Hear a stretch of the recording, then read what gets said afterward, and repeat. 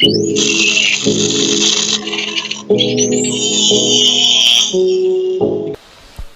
urutkan dulu dari urutan ayatnya. Quran surah ke-17. Quran surah 17 Al-Isra. Ayat 82. Sudah? Ayat 82. Disambungkan ke Quran surah ke-21 Al-Anbiya. Ayat 83 sampai 84. Nanti saya bacakan ayatnya.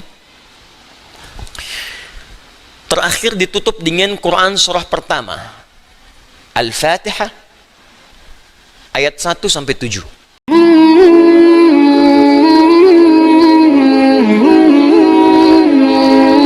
Menggabungkan 3 surah sekaligus. Insya Allah kalau anda bacakan dengan benar, di situ ada janji dari Allah, seperti Allah janjikan kepada Nabi Ayub, penyakit apapun selain kematian Allah akan berkenan menyembuhkannya.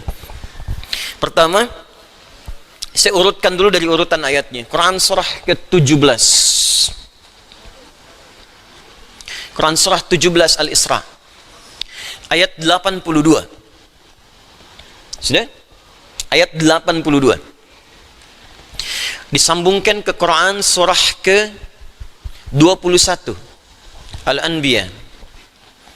Ayat 83 sampai 84. Nanti saya bacakan ayatnya. Terakhir ditutup dengan Quran surah pertama Al-Fatihah ayat 1 sampai 7.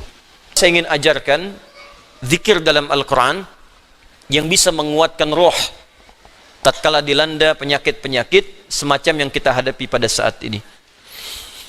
Satu, jika kita tidak tertimpa dengan penyakitnya, tapi khawatir itu hadir di lingkungan kita, maka diajarkan doa oleh Al-Quran terkait doa yang pernah dibacakan Nabi Ibrahim alaihissalam. Salah satunya terdapat di Quran surah ke-26 Asy-Syu'ara ayat ke-80. Wa idza maridtu fahuwa yashfin. Wa idza maridtu fahuwa yashfin. Singkat, padat. Wa idza maridtu fahuwa yashfin. Kalaupun aku sakit, apapun penyakitnya, pasti Allah akan menyembuhkan. Saya ulang ya. Wa idza maridtu fahuwa yashfin. Kalaupun aku ditimpa penyakit, apapun penyakitnya, pasti Allah sembuhkan.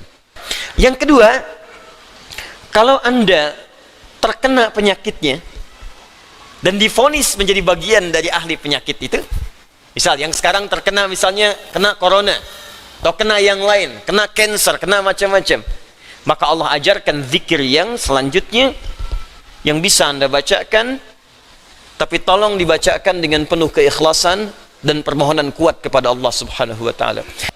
Nah, ini yang dikerjakan Nabi Ayub alaihissalam. Begitu penyakitnya sudah mulai mengganggu beliau ibadah, maka perhatikan zikirnya. Amalkan ini, bacakan dengan penuh ketulusan. Wa Ayyuba, dan kami buka kisah Ayyub alaihissalam. Idh nada rabbahu anni massani yadurru wa anta arhamur rahimin. Ini zikirnya. Anni massani yadurru wa anta arhamur rahimin. Anda boleh bacakan dari sini. Ya, anni massani yadurru wa anta arhamur rahimin. Allahumma anni massani yadurru wa anta arhamur rahimin. Allahumma anni massani yadurru wa anta arhamur rahimin. Dalam tahajud Anda mohon kepada Allah. Yang divonis misalnya matanya sulit sembuh, yang divonis misalnya ini penyakit gak mungkin sembuh, yang divonis cancer macam-macam, minta Allahumma anni massani yadurru wa anta arhamur rahimin. Ya Allah, penyakit ini sudah mulai mengganggu saya untuk bisa fokus ibadah kepadamu. Ini kuncinya. Jadi kalau bacakan ayat ini, arahkan ke kepentingan ibadah, jangan cuma minta sembuh.